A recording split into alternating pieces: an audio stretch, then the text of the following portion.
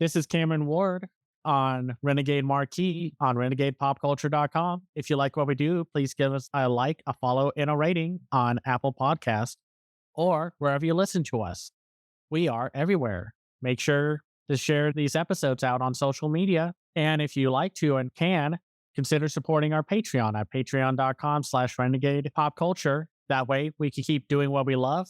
And that's talking about movies and the new Godzilla that just dropped. And now, on with the show. What's going on, everyone? Welcome to a very special episode of the Renegade Marquee on the Renegade Pop Culture Podcast Network. My name is Mike. I'll be your host this evening. Joining me for the first time, actually, is my animation co-host, the animation guru, Cameron. Howdy, howdy. And joining us, we've got our newly minted editor extraordinaire, a crazy lemur, Bri. It's me. It's Bri. Hey, it's nice to be back on. And oh my God, I love this movie so much. Yes, we are talking about the brand new Godzilla movie, Godzilla Minus One. This is celebrating the 70th anniversary of the giant lizard, directed by Takashi Yamazaki, who also wrote the screenplay and basically is the visual effects director alongside Kyoko Shibuya. So before we get into the movie proper, I want to, just so we're all on the same page, I want to know around the room where our fandom lies in terms of Godzilla and kaiju movies in general. Bri, I'll start with you. I've always liked Big G. Embarrassingly enough, I liked Zilla 98 because I was a child and I was stupid and didn't know any better. And I had the little baby Zilla toys. So I guess that was kind of like my first foray into it. And then my mom grew up with the early stuff where it was basically monsters just beating down on everyone all the time. So Godzilla has just always been a thing in my life. And then I guess I kind of got more serious, I would say, when the Legendary stuff came out about a decade ago when I got into a press screening. And oh my God, seeing that on IMAX in the front row, that was just such a personal experience. And yeah, that's kind of where I'm at. And Cameron, what about you? For me, I was a very big Godzilla fan ever since I was young. I'm not just the animation guru, I am the giant monster man. This was a long time ago. I was at my parents' river house, and some neighbor kids brought over Godzilla versus Mechagodzilla, the one from the 70s or 80s. And I watched that and I was like, wow, that was different because back then when I was young, I just watched Disney, Don Bluth, and what have you. When I finally got that like itch to watch more Godzilla, I went to Blockbuster and picked up Godzilla versus Gigan and was like, man, this stuff is so cool. I love this giant monster stuff. And then I just find other movies from the Godzilla franchise every once in a while and would pick them up. Like Destroy All Monsters was a very early film purchase for me. This was when ADV Films picked it up. So you had the epic Evangelion trailer before Destroy All Monsters. And then, of course, I was like, when's a new Godzilla movie come out? Of course, in the 90s, they were coming out in Japan like clockwork. But for the US, it was like nobody cared. And then Roland Emmerich was like, I'm going to make a Godzilla movie. And, well, you can find on the internet multiple mini docs about what exactly happened with that production and butchery of Godzilla, because it wasn't really Godzilla. It was a T-Rex that they slapped the Godzilla name onto. So I was like, at first I was like, yeah, I liked it because I also was a kid and was not aware of quality.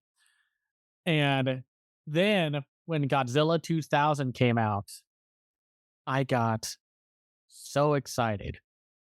It was like one of my earliest, like, oh my gosh, I'm hyped experiences of going to see a movie you were really excited about, because it was like the first time you could see a Japanese Godzilla movie on the big screen. And it was like a really big deal because in Japan, they killed Godzilla. He was done. They were finished making movies about him. And presumably they saw the American version and were like, well, we're going back.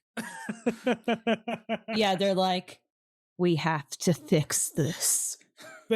Basically, it was an Akira Toriyama situation where he saw the live action Dragon Ball and was just like, yeah, I'm going to make more. I was going to say it's very reminiscent of that. I mean, who knows what actually happened or what the response was, but I'm sure it was something in that vein.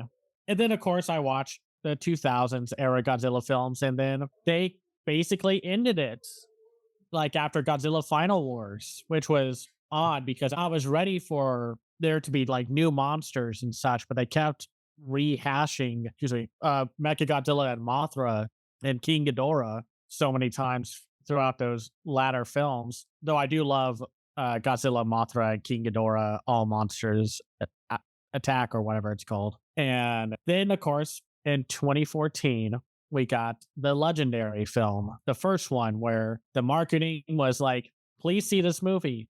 Bryan Cranston is in it. And then he dies. Literally like 20 minutes into the movie. And it's like, well, we're stuck with the worst case scenario for lead character. And then you sit there and watch it and you're like, where the hell is Godzilla? I think someone said he's only in it for 7 minutes of that whole 2-hour slog, because heaven forbid we go see a Godzilla movie that has Godzilla predominantly in the movie. Anyway, I've been kind of mixed on the legendary run of the kaiju verse or the monster verse or whatever they're calling it. I did like Skull Island. I did like Godzilla X Kong, but once Shin Godzilla came out and then we got this new one, it's like night and day. So in a lot of ways, Godzilla fans should be happy because Godzilla is one of those few franchises where you could literally go in any direction and it would make sense. You can make it a horror movie or something more family friendly and it would be fine. So in a way, we have our terror horror experiences with Shin Godzilla and Godzilla Minus One. And we got our monster brawls with Godzilla X Kong, the new kingdom or what empire or whatever it's called. Yeah, I don't even care. It looks so stupid, but I'm like, I want it yesterday, which honestly, this is kind of a good segue. Speaking of stupid. So, Cameron, I'm not sure if you saw this take. I know Mike has definitely seen that take. Yep. So, are we seriously trying to gatekeep Godzilla in 2024? Like, are you shitting me? Oh, that twit. Yeah, yeah, that person's tweet was terrible, and he's a grifting little scumbag because you can't gatekeep Godzilla. Godzilla has dipped his toes into every single audience group known to mankind. And people who do stuff like that have probably never seen like Godzilla's Revenge or Son of Godzilla, where Godzilla was way goofier, or the Hanna-Barbera cartoon where That's what I was going to bring up as honest to God, my introduction to Godzilla. It was the Hanna-Barbera cartoon and the Sony animated series from, I think, like 2000.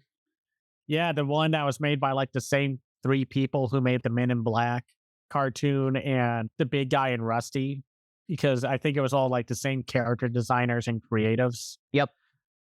And for some reason, that one that was based off of the 98 Godzilla film was way better than the actual movie. Yep. And for some cruel joke, they kept destroying the robot every episode.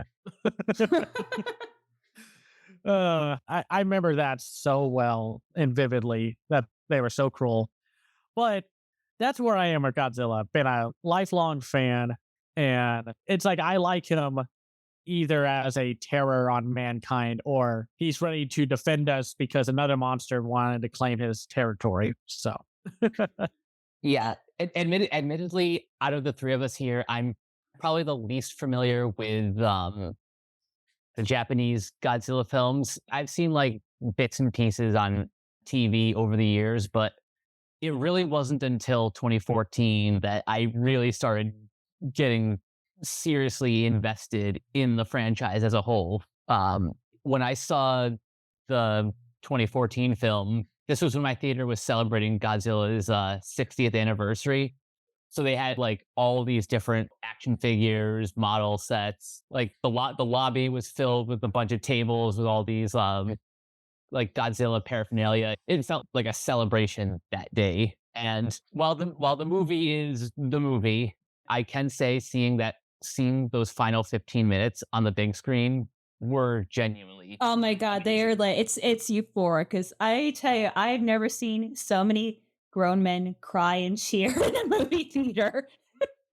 Yeah, not since Pacific Rim have kaiju battles looked so great on the big screen.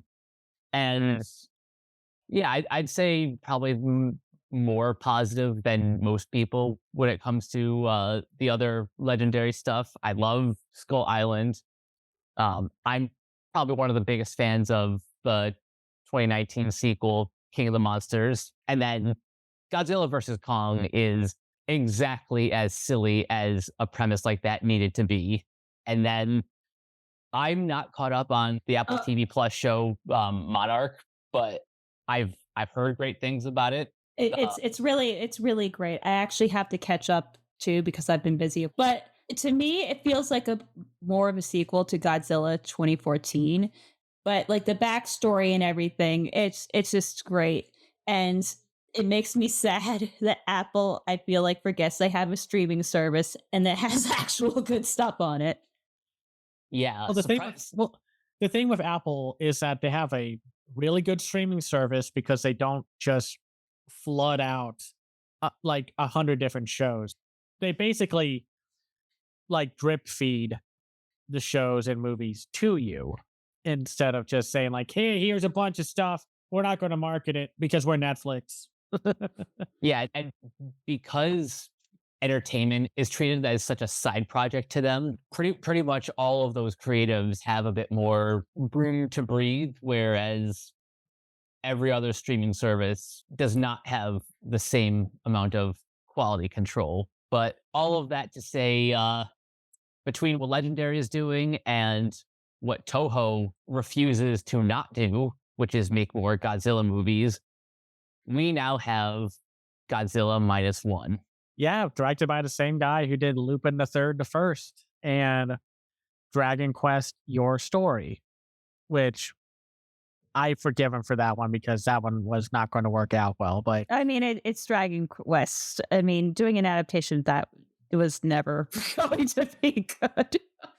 well, doing an adaptation of the most story driven one where you had choices to make in the game that actually altered the story, not a good idea. But anyway, I was very curious to see where they were going because with this one, because everyone loved Shin Godzilla. I wasn't as high on it as others were. I found it kind of tedious, which was mostly the point because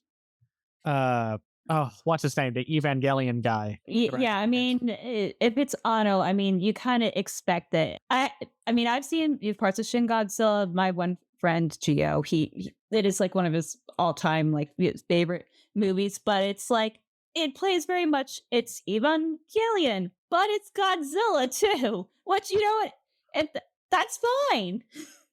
Well, the thing about Shin Godzilla was it was more of a scathing commentary on the government of Japan, like not instantly acting when, you know, stuff was about to hit the fan because they were very slow and they're like, okay, well, we're going to have this meeting. And then this meeting's going to lead into another meeting of how we're going to deal with this while there's a giant freaking lizard causing damage. But I will say, when he uses his atomic breath for the first time, that's a great scene. Perfectly horrific and super distinct, especially how concentrated the heat ray becomes. And it's very scary. I mean, granted, Godzilla looks a little goofy at points, but he still looks perfectly terrifying. And it was also one of the first times where Godzilla was not played by a suit actor. I think, if I remember correctly, they used a giant puppet to make Godzilla move this time around because I'm sure wearing 200-pound rubber suits is a stressful job at points. Yeah, I can imagine. Especially Hideki Anno's version, where it was just like big, very kind of wonky looking. So with this new one, I was like, oh, so we're not going to have Godzilla fight something because that's usually the case of how they do these Godzilla reboots. Like, because with the first one, it was just a World War II horror story of like the bomb and the dangers of the world around Japan, or like just how Japan saw the rest of the world coming to them because they were such an isolated country at one point. And then it was just like, okay, well, one giant monster worked. So let's have him fight another giant monster, which where we got Godzilla Raids Again, where he fights his rival, soon to be friend, Anguirus. And then after that, around like Terror of Mechagodzilla, Godzilla was becoming kind of stale. So then Godzilla 1985 happened, where he was back to being like this big threat. But then it went on after that to have him fight new monsters and whatever, like Batra, Biolante, Destroya, Space Godzilla. And then they kept going with the new monsters with Godzilla 2000 and to Final Wars. But it's interesting to go from Shin Godzilla to Godzilla Minus One and have Godzilla stay the main villain of the movie. And even though they were having a big theatrical push for Godzilla Minus One, I was almost not ready to see it, even though as of we are recording this, they are announcing new expanded theatrical runs. Basically doubling the theater count as the previous weekend. Honestly, good because I think I was saying this in like the group chat, but I think like this Christmas is going to be a bloodbath. So honestly, I'm like, Toho was absolutely in the right to kind of take advantage of that. Well, it's like Disney's not doing well with the Marvels and Wish. So someone was going to take advantage of that because who knows how Wonka is going to do, even though I've heard good things about it and what have you. But the other thing about Minus One that attracted me to it was the fact that it was a period piece, like because it took place during World War II. It wasn't like after World War II or in the future, or as the 90s films love to do, the year 20XX. I mean, that could have been its own silly shenanigans of the American localizers and such, but they were still going to be very much, they were trying to be like in the near future and what have you. But seeing that this one took place a few years after World War II ended was going to be very interesting because they weren't going to have like the big useless hot like super technology to take it down. It was just going to be very much literally human versus Godzilla. And golly, I was so happy I saw this yesterday as we were recording this. I think this has been one of my favorite theatrical experiences of the year. And I was only of like one of four people in the theater because this was a Tuesday afternoon. And I just love this movie. It's, I think, number 3 on my list of my rankings of the live action films of the year.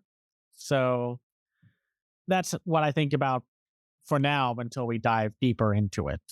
Yeah, my overall thoughts are this is my number 2 film of the year, but it's also kind of my number 1 because I think, and I have to credit our mutual friend Ruben Barron for pointing this out, Godzilla Minus One makes for a great companion piece with Christopher Nolan's Oppenheimer because you have the Western perspective of World War II and specifically the atomic bomb. And then you have this, which is how Japan has reacted to the end of World War II and recovering from such a devastating blow to their country. And then, in the context of this movie, on top of trying to recover from World War II, they are now having to face Godzilla.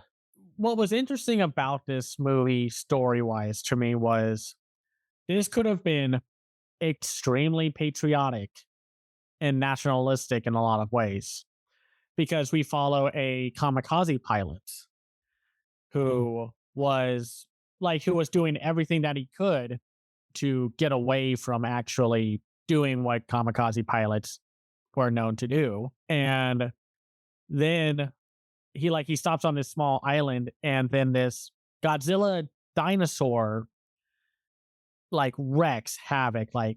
It was interesting to see Godzilla actually interact with humans because even though, I mean, in the sense of he was big enough to where his interactions actually mattered with the humans. Because when you watch the older Godzilla movies, the humans are just running. That's all they did. Here, you see Godzilla stomp, tail swipe, and basically bite into and toss the mechanics that were on that island out of his way. Just, it was interesting because you don't see that often with Godzilla, and a lot of his movies. I think the last time Godzilla was small enough to interact with humans was Godzilla versus King Ghidorah from, I think, 1993 or so, because it kind of takes this new one kind of takes that element from Godzilla versus King Ghidorah, where Godzilla was basically a big dinosaur, like a T-Rex sized dinosaur. Of course, didn't look like a T-Rex because this wasn't the 98 version. Mhm. And when the atomic bomb dropped, that was when he became gigantic. So seeing that plot point from that movie get kind of carried over to this one, or used as inspiration for this one, was interesting because it was man, Godzilla's big, but he's not I'm going to toss a train car into a building big. So how's he going to get big? And then, of course, the bomb drops. And you know And what's funny too is this is kind of mild spoilers for the Apple show, but I'm sure has seen the scene now. But they basically recreate the intro Godzilla 2014, where Godzilla is just a normal monster and they nuke him. And I just kind of find this funny that they're doing the exact same plot beat, but in two extremely different ways. the thing about Godzilla and a lot of Japanese monster movies was the fact that these monsters, for the most part at times, were made by man's destruction, whether it was the atomic bomb or, well, yeah, mostly the atomic bomb dropping. I mean, and it gave a more personal connection to the country because that it was just they were dealing with the trauma, and they're still dealing with the trauma of America making the most deadly weapon of all time and just being we're just going to drop it on you to stop the war, cold turkey. I think one thing I like about this movie is, for once, Godzilla is not necessarily the result of the US. He's just kind of there. He just comes in as this unstoppable force. Yeah, he's more of a natural threat this time around. He just happened to be on this island that he inhabited, and then the bomb drops, and he grew gigantic because of it, and of course absorbed all that radioactive energy and what have you. And we'll talk about his atomic breath attack soon, but For now, Bri, I want to get your general thoughts on this movie before we get too deep into the weeds. Okay, so before I go super in depth, the lead actor, Cameron and Mike, I'm not sure if you've seen this guy's Wikipedia page, but this guy is not a real person. what do you mean? Seriously, look him up. this is not a real man. Which, by the way, like, not even complimenting his acting, but this person, I refuse to believe that he exists, but he does. He's around our age too. Okay, so this actor Ryunosuke Kamiki has been around. Um, his first role was he was Bo in the original Japanese language of Spirited Away, and he has about like 20 years of various animated and live action roles. He gives a fantastic performance in this movie. Oh, I've seen him before. He was in The Princess and the Pilot, Your Name, Arrietty, Summer Wars. Suzume. Golly. The Yes. live action JoJo. Yeah, Howl's Moving Castle as Markle. Yeah, Your Name, Mary and the Witch's Flower as Peter. Weathering with You, the adult version of Shinji Ikari from Evangelion 3.0 plus 1.0, Thrice Upon a Time. Oh yeah, that was him.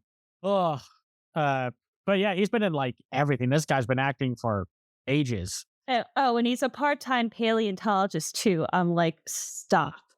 Excavated one of the world's oldest Ichthyosaurus fossils. Golly, this guy Like does I that. said, he's not real. He was personally scouted by Hayao Miyazaki when he was 5. Golly.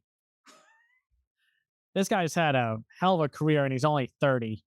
um, yeah, so we follow him afterwards to the aftermath of the bomb raids in Japan as he starts to, like everyone else, rebuild their homes and their lives. But yeah, but anyway, going into terms of like what actually happens in the movie and going up of what Cameron said, that's honestly the part that I kind of like the most about it. I mean, they gave us our Godzilla fix right away, which is good. So that kind of keeps us content for a while.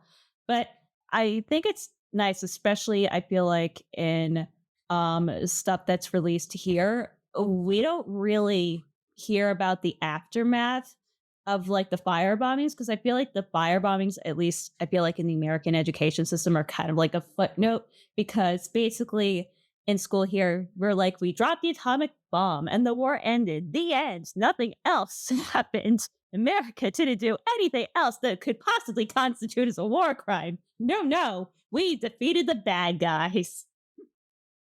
Yeah, yeah. If you watch In This Corner of the World, they talk more about the fire bombings. But anyway, for Godzilla, like the biggest challenge to making any Godzilla movie, whether it's from the US or Japan, is the fact that you are going to have to follow some humans around because otherwise it'd be way too expensive just to follow giant CGI monsters around, even though I'm sure you can make it work somehow, but still. And that's always been kind of Godzilla's biggest weakness because you don't really think about the humans much. You think about the ones from the first Godzilla, like the original Godzilla, but the other ones are like interchangeable, like men, women, child characters. You don't really care about them. They are mostly there in the background, like there to push the plot along because they can't have Godzilla on at all times for reasons because it would be costly. And yet, every once in a while, you just get the right talent behind the camera and the writing team, and they make really good human characters. Because that's why the 2014 Godzilla movie was terrible. Not just because we didn't see Godzilla, but nobody cared about the humans. Nobody. I dare you to find someone who said, I like the human characters in 2014. I think I only know like 3 people who would say that. I get it, but I also like, these are like the most boring milquetoast characters that you can find when we could have had a whole movie of Godzilla atomic breathing down a monster's throat, like we saw at the end of that movie. But here, it's more about our character our main character, played by Ryonosuke Kamiki, who takes in Noriko Oishi, played by Minami Hamabe, a baby that she found because, a lot of people died during the bomb raids. Like a lot of people died. And it's about rebuilding your life and dealing with the trauma of our main character dealing with, because he feels guilty of letting all those mechanics die horribly. And he wants to do something that's helpful. So he gets a government job of taking care of landmines, basically making sure that they can destroy them. And then something happens. These big, giant metal battleships start sinking or being disabled or, getting wrecked, essentially. And that's when we find out, when during a mission of trying to get rid of some of the land sea mines, that Godzilla got big. Yeah. That scene where Godzilla is chasing after the boat, like the small one, is so tense. I found myself clenching the sides of my seat because I was like, get out of there, get out of I there. mean, it was straight out of Jaws, which, speaking of, this movie took clearly a lot of Spielbergian like inspirations. You could definitely feel a lot of like Jaws and Jurassic Park in there, which is great, by the way. And I'm honestly kind of shocked that no one's really thought to do that for a Godzilla movie before. I mentioned that in my letterbox review that this movie has a bit of Spielberg in it. It also has a lot of Joe Johnston, with the pulpier sort of kind of uplifting tone once we get towards like the second half. Like that whole scene where you see Godzilla just chasing them down, and that the landmines were basically doing two things: jack and squat. And then at the very last minute, when it seems like they're about to get eaten, the battleship that they were talking about in a conversation earlier comes in last minute and distracts them. And like even that big, like you see on site, Godzilla will just rip these ships to shreds. And it's terrifying because they show the humans and how they're trying to like they're falling off of the ship, and the cannons are just desperately trying to do something. And as the smaller ship that our main character and his friends are on is getting away, essentially like a symbolic version of a nuke just blows up the entire ship. Because they're like, maybe they're going to be fine. We got to get out of here. And then just a boom happens. And this movie's horror is not just jump scares or whatever. It fills you with a sense of dread, because now our main character is having to essentially come face to face with what traumatized him on the island. Something else that Yamazaki did a great job portraying is not just the dread, but the scope of this monster. Like you feel the impact that Godzilla makes every single time. Yamazaki said he wrote this script over a course of 3 years. God, tell that to an executive in Hollywood and they'd have a panic attack. You're telling me you need to take 3 years to write a script? We need it out like yesterday. And he took inspiration from the original Godzilla, the Godzilla, Mothra, and King Ghidorah film from 2001, Jaws. And apparently Hayao Miyazaki's films were an inspiration, which I'm sure he took more inspiration of, like Grave of the Fireflies or The Wind Rises. But there's definitely like none of that like national pride that it's like, we're Japan, we're the strongest. These are like humans, they're characters, they're not just caricatures or something of that time period. Because like after all that went down with World War II, it's just like, we got to recover, we got to build up again, because we can survive this, we can rebuild and move on from the horrors of this war to now. And years pass and everything does essentially rebuild and everything does look good. Like buildings are back up. They have a train system now. And then Godzilla shows up again. And probably one of the best city destruction sequences of any Godzilla movie. Because, of course, a lot of Godzilla movies were very cut and paste. You have to have the monster go through the city. You have to have him destroy that one building that is in every Godzilla movie that gets destroyed. And this is probably one of the most destructive iterations of Godzilla's rampage because you see things from the human level.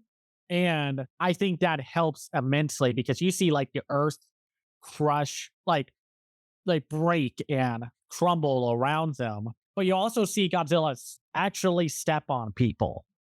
Uh-huh. It's And it's also not just like buildings falling down, pushing down Legos. This is like entire blocks of the city just getting wiped out. I mean, Godzilla straight up shoots up a nuclear bomb.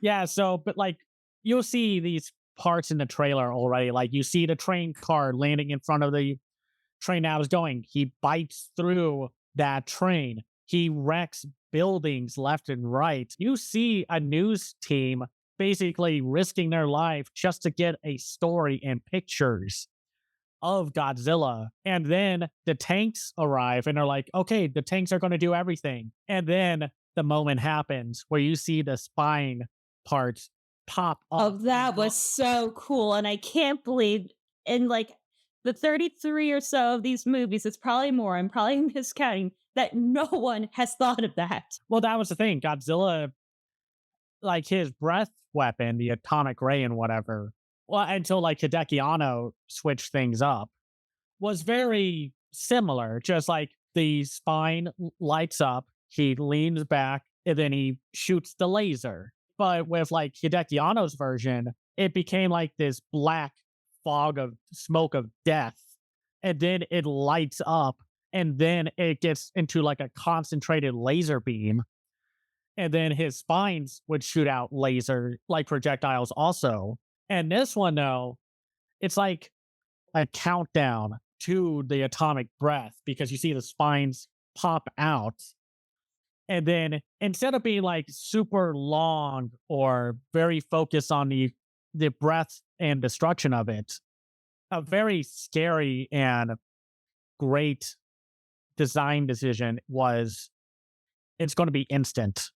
Like it happens, it launches, and it goes off like we said, an atomic bomb. And you see the destruction from ground level. People are flying because of the force of the explosion. And bringing it down to ground level again was such a great creative decision because this film wants you to feel for these humans. They want to place you in their shoes and make you feel the terror and sadness that they feel. Also, before we like kind of continue, because I feel like this is still kind of relevant, can we talk about the VFX? Oh my God, yes. So, a lot of big talk right now about this movie is the fact that apparently this film only cost $15 million to make, which, okay, that's very impressive, but I do want to know what the behind the scenes productions were like because this news came out right around the same time as the MAPPA We Treat Our Animators Terribly news came out. Well, another news story about MAPPA. I was gonna say you can make a tally or one of those like punch cards of every time Mappa's in the news. And And it's it's- usually not for good reasons. No. But whatever team that they got to work on this movie, like Yamazaki either was really good at budgeting out the effects work because everything looks great. For 15 million, something like you expect something to give. Like Well, it's not like so much the money, but I was kind of reading through this. They were working on this for about like a year and a half, and I don't think they like cut like that many corners in terms like the VFX team. Because if you look at the movie, you kind of see okay, they just budgeted themselves out, and then they just shot the rest like a period drama. So 15, 20 million. Honestly, that sounds kind of accurate. Like if you like kind of think about it on like a planning level. Yeah, no, it's just interesting because we're at a point right now where there's this pushback about how these big tentpole US films that are coming out, they cost like $200 million. And it's very obvious they are not giving the VFX teams enough time or money to work on these to make them feel more cohesive and not just a bunch of VFX on the screen. The other difference between a lot of American productions and this one specifically, we have the director like pretty much taking the lead in creating these visual effects. Whereas in American productions, it's a bit more um, decentralized because like you have your director, but then you have like your second unit director. You have several different VFX houses all bidding at various amounts of money to work on various scenes. So I don't know. It seems like a lot less tight of a production in the West as it I assume would be for this one. That was the thing that's the problem. It's like they're spending so much money, but a lot of that money is being spread thin and working conditions aren't great in the VFX industry. I hope they can go on strike sooner or later. Mm. And but here it looks very cohesive as a film. Nothing feels like, oh, they didn't have good lighting here or whatever. Like things look flat or what have you. Like I think Godzilla looks great. He doesn't come off like he's a big CGI puppet. He still moves like they have a guy in a monster suit. Like they could have easily done what like the new MonsterVerse Godzilla is and have him be more agile, but he's not. He's still a big lumbering beast. And I like this incarnation of Godzilla. It's like a mix of Shin Godzilla with a tiny mix of the 90s Godzilla because of the snout. If you've seen the 90s version of him, you'll know what I mean. He doesn't have like any inspirations of like the bulky version of the US Godzilla. He's not as agile as the 2000s Godzilla. He's got like the small arms of Shin Godzilla and the height and what have you, but he still has inspirations from other incarnations. He's not as radically different as other ones were. Yeah, he's got a little bit of everything, which is appropriate since this is the 70th anniversary. Exactly. And I also love the side characters in this movie. I love the other mechanic that survives. I love the military guy, the guy who was young but didn't actually get into any war himself.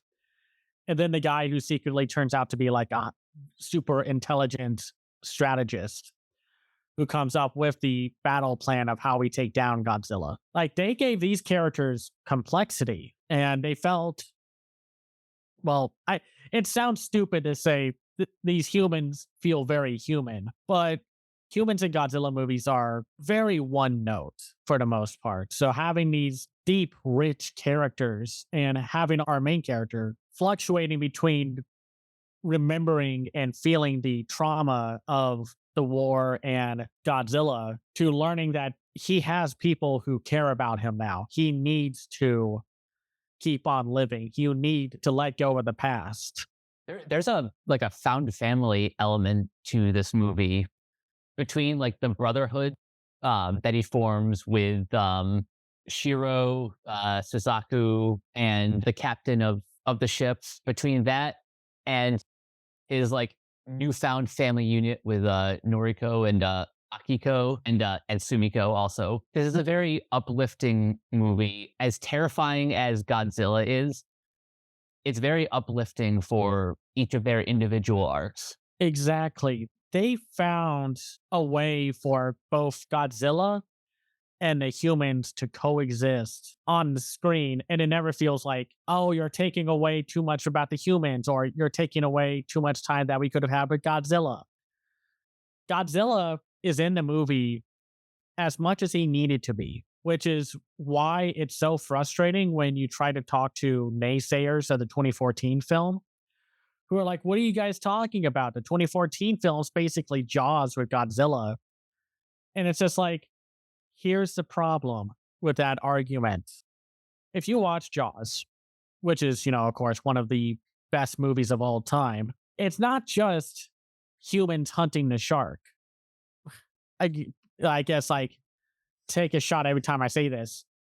Human characters. It's about the small beachside town, the politics of it, the complexities of our three main characters hunting down the shark.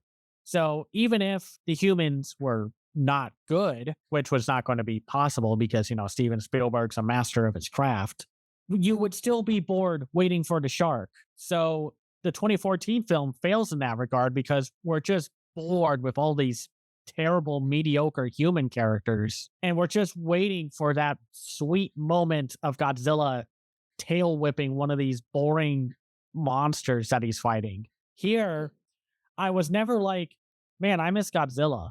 I was like, no, I want to know about these humans. Which, sorry, my voice is cracked like a teenage boy. You know what? As someone who is a 2014 defender, I still have to agree with you, especially with like the Jaws analogy, because that doesn't really work because Godzilla in the MonsterVerse is undeniably like still the protagonist of these movies. So I'm like, Bruce the Shark in Jaws was not a good guy or, an ambivalent force of nature. That's not how those movies went at all. In fact, the further you go down, that shark was a son of a bitch. But anyway, I do care about the humans way more here. And honestly, if you kind of think about it in like the Japanese films, like if we're talking about 80s and 90s, they're like, oh, I'm a reporter, or I'm in the military. You didn't really care. I mean, you were there to see Godzilla wreck shit, which, you know what? That's fine. So really, in kind of a lot of regards, this isn't something that we've seen in this franchise for quite a long time. And another thing about the military aspect of it, because when they're building up the strategy of like, we're going to basically drown Godzilla and then force him back up, but he's going to crumble and die because of the pressure of going thousands and thousands of feet into the water, into the deepest parts. It's never like, you got to do this for Japan. You got to do this for your country. Like a lot of the Navy and ex-military personnel are like, so we could possibly die doing this. Yeah. I have a family. I'm not going to risk my life when I could spend whatever time I have left with them. And they're like, you're not forced to be here. If you do not want to be here, you can go. And you see people leave. And the way that they write the thematic elements of these characters and just the military and how it's like, this is a risky, life-threatening mission. You might die, but we have to take care of this thing or else Godzilla is going to keep coming back and wrecking our lives. And that's something else I like about the actual mission. It's not really like a military thing. These are private citizens being like, look, the Japanese government is not going to help us. The US is not going to help us. We got to take care of this ourselves. You in or out? And the whole just like moments of like when they're starting to get ready to work on the plan, the young one who is just like kind of wide eyed and very proud of his nation, you see his arc go from like, man, I would have loved to have been in the war. And the main character being like, no, you do not want to be in the trenches or in this case, dealing with Godzilla. And then he starts dropping that like pride. And it's just like, hey, I want to do this for us. I want to be there to help y'all. And the two guys who help out in the end are like, no, you have to be here for your generation because we're probably not going to come back. And at multiple points, it almost looked like they weren't going to come back. And the strategy here, I'm glad that they came up with a new strategy because it could have been so easy to just do what the very original Godzilla film did, where they drop an oxygen bomb, which destroyed everything in that vicinity, which also killed Godzilla in the original movie. How did he come back from Godzilla Raids again? Don't ask. Shut up. We needed a sequel. It's made too much fucking money. We need all of it. He changed the landscape of cinema. We need to make more. Um, and I like how they handle the destruction and like how they pace it out, because then they're like, okay, the decoy boat is going to drag Godzilla out here. And then you just see that boat just come flying in. Like, oh, well, that sucks. That's not going to work. And then, of course, with Kamiki's new plane that he gets help with refurbishing with the engineer that he was with back then. Like, they pull him out, and boy, the music cues in this movie are so well implemented. Oh, yeah. The big Godzilla theme that comes from the original movie kicks in every time Godzilla's on screen. Mwah, it's perfect. And I felt myself being like, yeah, they're going to take down Godzilla. Like, I got hyped because the music was hyping me up. And I'm sure Naoki Sato, the composer of the film, knew how to make sure the music mattered for what scene they were doing. This movie does a great job of having its cake and eating it too, because you have those fan servicey moments of the original Godzilla score kicking in, but at the same time, they don't let you forget that, like, for the people on the ground, this is like the most terrifying thing. God, that scene of once they drop Godzilla like miles upon miles into the deepest part of the ocean, only to have them pull him back up afterwards. And you think like, oh gosh, what's going to happen here? We already lost 2 ships because they were decoys. How are we going to take them down? And then like the tugboats came in. Oh, it made you feel so good. The young man came back and he was just like, I'm here to help. We're going to make sure you can pull Godzilla up and take care of him and kill him. And then when Godzilla comes back up and he's about ready to charge, that whole quiet scene. Goosebumps. Oh, I was leaning back like, oh God, more people are about to die. They're about to horribly die. Like, that was a great moment. Just silent. No noise, no running, no echoing sounds of the Navy personnel trying to run and get out of that location. Nothing. Just, you see, everybody was just either yelling or just accepting the fate that they were just about to die. And then that last scene where our main character just flies into the mouth of Godzilla and just sets off the bomb that was in the plane. That was a cool plane, and he was able to capture the nature of flight with the plane sequences where they used the plane to distract Godzilla to bring him back into the ocean. And that's definitely where you can see some of the Miyazaki inspirations there. Maybe a little bit of King Kong vibes too. Like, it was interesting how they worked around the fact that the military was underprepared for this, because they had the tanks, but after the war ended, they basically decommissioned a bunch of planes, like all the planes. So they didn't have, I mean, granted, I know we're talking about the military weapons in a Godzilla movie, which are basically useless. They're just there to be like, we're going to try to stop the monster. No, you're not. I can't believe we can't stop the monster. It hasn't worked before, but why do we think it keeps working? It'll work now.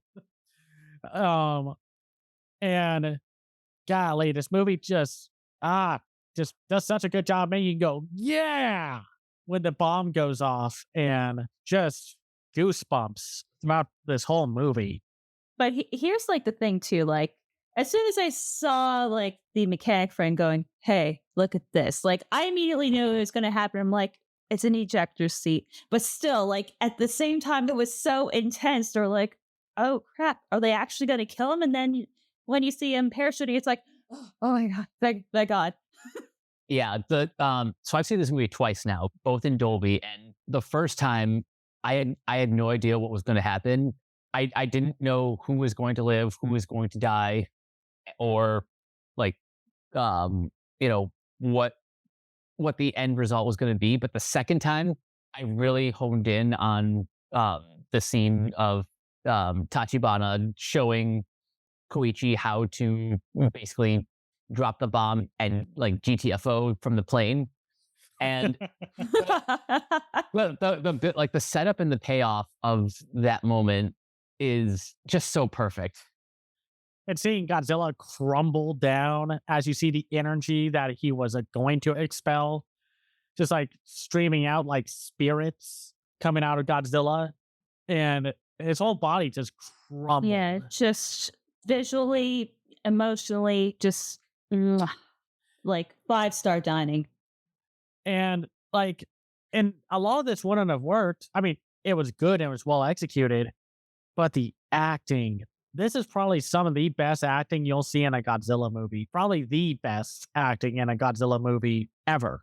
It's just as good as the original, but that's because like normally with actors in these movies, like we've talked about how flat they are, the acting was not priority. It was just like whatever.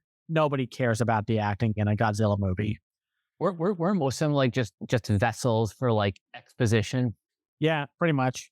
And then, but here it's like you feel the pain, you feel the courage and the anger, the sadness, the happiness, especially when, like, spoilers, you find out that Noriko was alive when we saw her fly off when the first atomic breath attack happened. And we thought, well, she's dead. And I know some people had an issue with her coming back, but I am curious about the whole the black stain on the back of her neck, like under the skin of her neck, that they kind of give a glimpse of. Like another thing about like Shin Godzilla to this one, Shin Godzilla had this like notion of some of us have parts of Godzilla, or like Godzilla was made from the terrors of humanity. So I guess what they're trying to say is Godzilla is now a part of us because of our actions and what have you. Mm-hmm. I will say I did not like seeing the chunk of flesh start regenerating, mostly because I just felt like that feels like a sequel grab. But that's such a minor nitpick. I don't really think it drags down the movie or anything. Yeah, my one note regarding that final scene is that is what in the West a post-credit scene would have been. Yeah, no, it's like it doesn't ruin anything, but it is like, come on, I know why we want to do this because we know this isn't the end of Godzilla. This is yet another different timeline that starts its own history for Godzilla. But just let it be one movie, man. I mean, we're probably going to get another one. This thing's making money. Like, Oh, man, boy, is it making money? yeah. So we're going to get a sequel, but it would have just been great to keep it closed off. But that's just me. That's just my opinion. Because I don't. I will. Sequels. I will say this: something that Yamazaki said regarding that ending. He said, "I think it's more cinematic if it doesn't end neatly and properly. It's not just so a sequel can be made. It's also so the characters are kept alive in the hearts of the audience." But that kind of feels like PR talk. He knows that this movie is going to make money hand over fist, and that Toho is like, "So, want to make another one?" Yeah. Do we have other monsters we can use like Rodan or Mothra or Anguirus or what have you? But no, I get what he's talking about. In a lot of ways, yeah, it is thematic, but it is still kind of like, I mean, granted, I'm looking at this from a US perspective because a lot of us are so inundated with the fact that this is probably going to get a sequel because Hollywood wants to franchise the hell out of everything when they can't. I'm looking at you, Black Phone 2. I don't know what the hell you're doing being put into production, but Wait, they're making a Black Phone 2? Yep. Yeah, they are. Jesus Christ. I mean, we'll see how that one goes, but still, it would have been fine if it was just like Godzilla's body crumbling on the ocean floor. But I don't know, just seeing the regeneration thing just kind of bugged me. But here's something that's like kind of weird too, because in Shin Godzilla, they did like sequel bait too, and obviously a sequel to that has not happened. It probably, at this point in time, will not happen because at this point, if this movie makes close to like $100 million, I wouldn't be, remotely surprised because it's clearing pretty much every benchmark that was set up by Shin. Yeah, no, it's just like I said, I wish it was more of a one-off film, but we'll have to see what happens next. But if this is what Yamazaki has in mind for Godzilla, I'm down. I mean, like maybe I would like to see a Godzilla like movie again, not the US ones, but like a Japanese one where Godzilla is fighting something. But either way, I'm going to enjoy and love a good Godzilla movie, whether he's fighting something or not. And this one was just like something lit the fire of every film lover who saw this movie. Something awakened in them, where it's like, this is how you make a movie. The the critical and audience response to this movie, it reminds me of a couple things. Top Gun Maverick, Barbenheimer from earlier this year. In terms of specifically a December movie that just kicks the door down into the Spider-Verse. I don't know. For some reason, December has, over the past 5 years or so, become that wild card month where anything can become a smash hit and you won't know until it arrives. I know. Well, it reminds me of last year where everyone's just like, are we really going to make Avatar The Way of Water a big hit?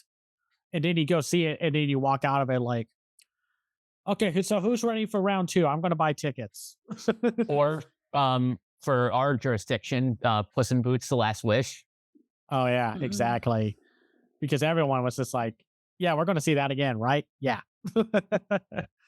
So, yeah, because a lot of times December is the award season month and a few family films or all audience films to fill the void because not everyone's going to go see the award season stuff. I'm going to go see Poor Things because I want to see that movie, but I digress.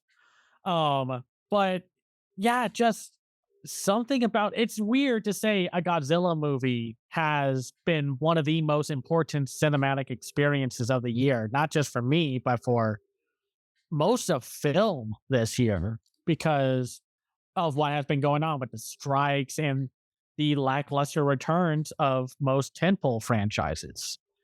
So here comes this modestly budgeted Godzilla movie coming out of nowhere with the right people making it and it becoming a big hit is so wonderful. But the thing that's super interesting in it too is this is the first time, to my knowledge, that Toho has done a wide release. Shin, I believe, was a limited event that was distributed by Funimation. Yeah, Funimation. Yeah, but which is now Crunchyroll, and it had sub and dub, and over nights it made $1 million, which that's still for that kind of film that's super respectable. But the fact that this movie made almost 10 times the amount of that in a single weekend, it's I don't even think in Toho's wildest dreams they expected it to be this well received overseas. And I think the reason why this works is, and just hear me out on this, it's a period drama first and a Godzilla movie second. Yes, I think that's exactly it. And no, that's a good example. Again, pairing this with Oppenheimer makes this probably one of the best double features that you could ask for. I mean, I know I don't think everyone was ready because this was also Toho avoiding US distributors because of the strike. I think someone must have saw what Taylor Swift was doing and was like, you know what? We can do that. We get to keep more of the money. We don't have to deal with US nonsense. Let's just distribute it in the US. And now it's just look at all this money we made. And we're going to keep making it. So we're going to keep expanding its theatrical release window.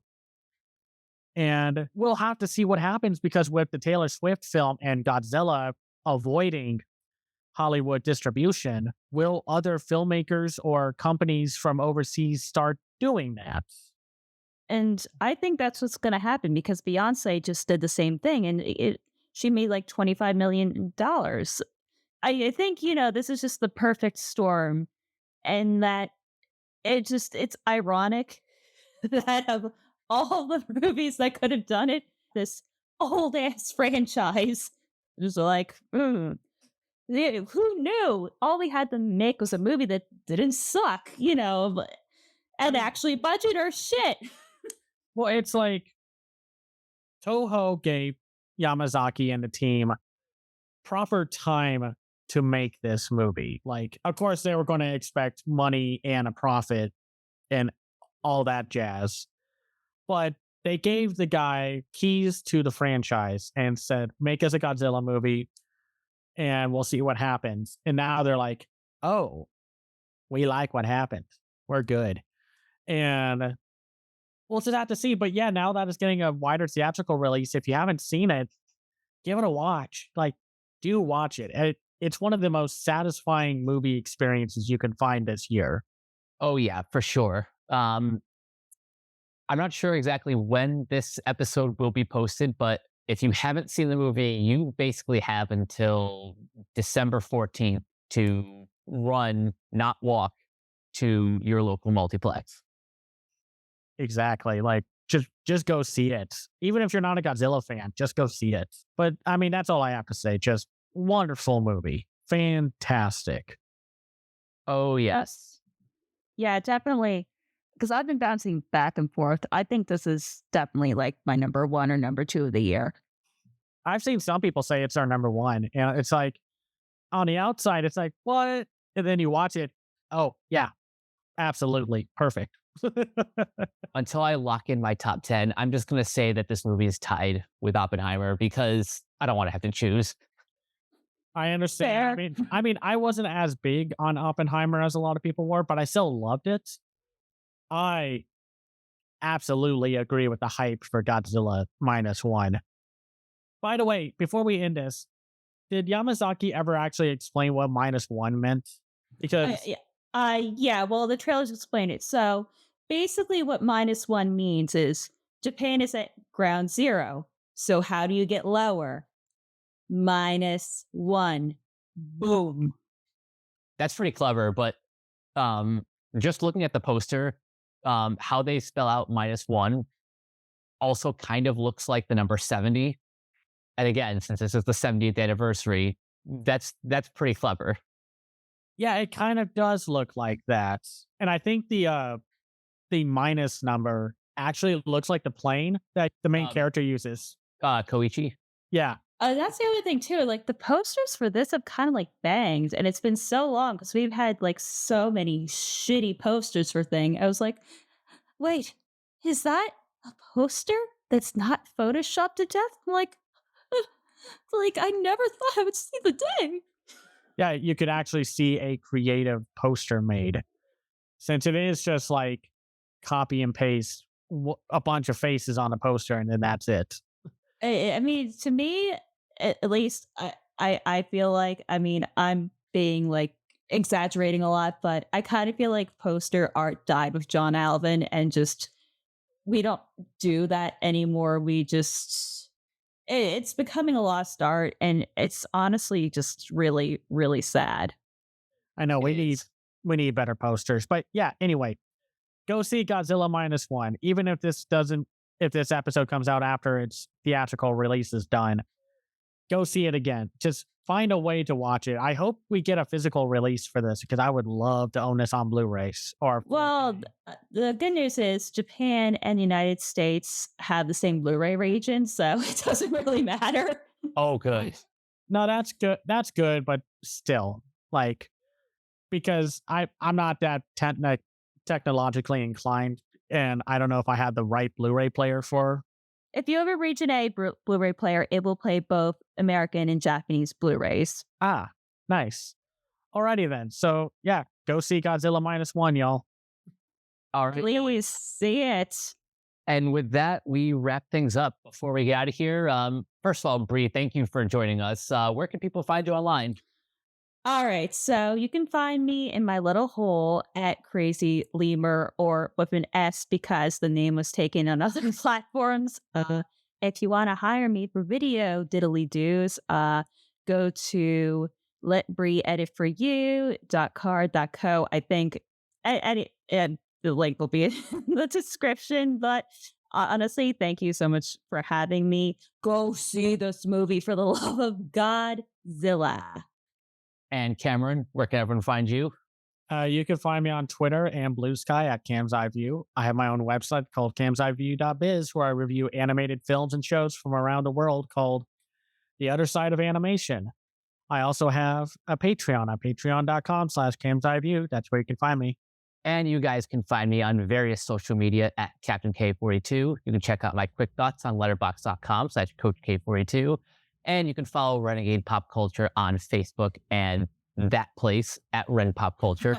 You can also find us on YouTube, Podchaser, subscribe to our Patreon at patreon.com/Renegade Pop Culture. Listen to all of our podcasts on Spotify, Apple Podcasts, wherever you listen. And last but not least, everything can be found at renegadepopculture.com. Need to escape? So do we. That'll do it for this episode of Renegade Marquee. We will catch you guys later. Peace out.